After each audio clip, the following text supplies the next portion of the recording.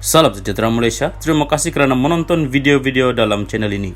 Sebelum kita mula, jangan lupa untuk tekan tombol subscribe, share, like dan komen. Let's go! Salam sejahtera dan selamat malam kepada seluruh rakyat Malaysia dan pendengar Salam Perpaduan Berita hari ini. Dipetik dari syabudin.com.net bertajuk Masa depan Hishamuddin bakal reput, tapi tubuh parti baru paling sesuai buat KJ. Berita penuh. Di antara semua yang dipecat dan digantung keahlian UMNO baru-baru ini, paling menjadi bualan serta perhatian ialah Khairi Jamaluddin dan Hishamuddin Hussein. Antara sebabnya adalah kerana kedua-duanya dilihat sebagai pemimpin berpotensi untuk menjadi Perdana Menteri pada masa depan. Tambahan lagi, KJ adalah menantu bekas Perdana Menteri Tun Abdullah Badawi, sementara Hishamuddin merupakan anak bekas Perdana Menteri ketiga Tun Hussein On serta cucu kepada pengasas UMNO On Jaafar. Tetapi dengan nasib yang mereka terima sekarang, KJ dipecat manakala Hishamuddin digantung 6 tahun. Apakah yang harus mereka lakukan selepas ini untuk terus bernyawa dalam dunia politik di negara ini?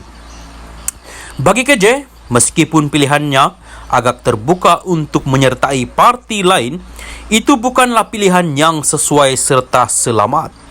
Di ketika banyak pihak menganggap menyertai PKR adalah sesuai bagi KJ, tetapi dalam keadaan sekarang di mana PH dan BN sedang bersama membentuk kerajaan perpaduan, pintu ke arah itu boleh dikata sudah tertutup.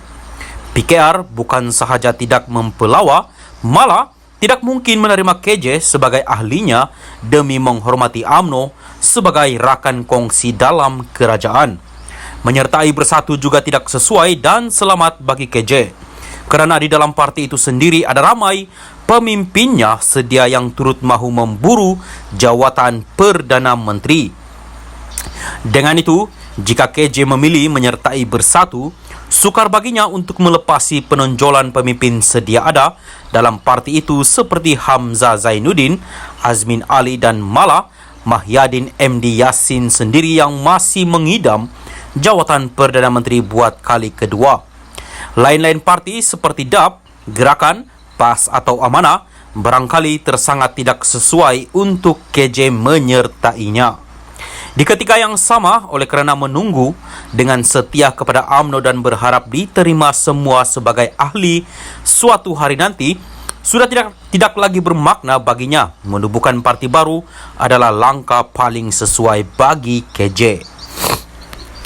Dalam hal ini, KJ bukan saja mesti berani berbuat demikian, malah harus sedia melabur modal yang mungkin tidak sukar baginya dalam menghidupkan parti baru itu nanti. Beliau wajib berani seperti Syahid Siddiq untuk menubuhkan parti baru. Bahkan jangan sesekali lupa bagaimana Mahyadin dan Anwar Ibrahim yang juga pernah dipecat daripada UMNO tetapi akhirnya berjaya menjadi Perdana Menteri melalui parti baru yang mereka jadikan landasan perjuangan. Untuk menjadi Perdana Menteri, berharap kepada UMNO semata-mata tidak lagi suatu pemburuan yang selamat. Bagi Hishamuddin pula, berikutan adanya akta lompat parti, langkah beliau agak tersekat sedikit untuk melangkah jauh selepas hukuman penggantungan yang diterimanya.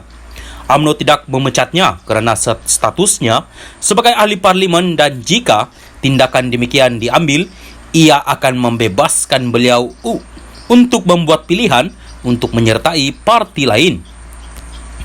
Tetapi dengan hanya keahliannya digantung, Hishamuddin di waktu yang sama turut tersekat daripada menyertai parti lain kerana ia akan menyebabkan kedudukannya sebagai ahli parlimen semborong tergugur. Pendeknya, dengan hukuman itu, Hishamuddin akan terus mereput di kaki 5 UMNO serta hampir pasti tidak lagi dicalonkan dalam PRU 15 akan datang. Hishamuddin juga dikira sudah tiada masa depan lagi dalam UMNO dan hanya membuang masa baginya Waima untuk menyebut lagi nama parti itu. Selepas KJ menubuhkan parti barunya nanti, eloklah beliau bersama-sama memperkuatkan parti itu. Jika datuk dan bapanya pun meninggal dunia di luar UMNO, tak usahlah Hishamuddin gundah gulana untuk membuang terus UMNO dalam hidupnya. Syahbudin Hussein, 29 hari bulan 1, 2023. Salam sejahtera dan selamat malam. Salam perpaduan kepada seluruh rakyat Malaysia dan pendengar. Berita panas malam ini dipetik dari Astro Awani bertajuk "Kejahatan mereka tidak hilangkan kebaikan kita", Hisham Mudin. Berita penuh, Kuala Lumpur, "The evil must not make us lose our good." Kejahatan mereka tidak mampu hilangkan kebaikan kita.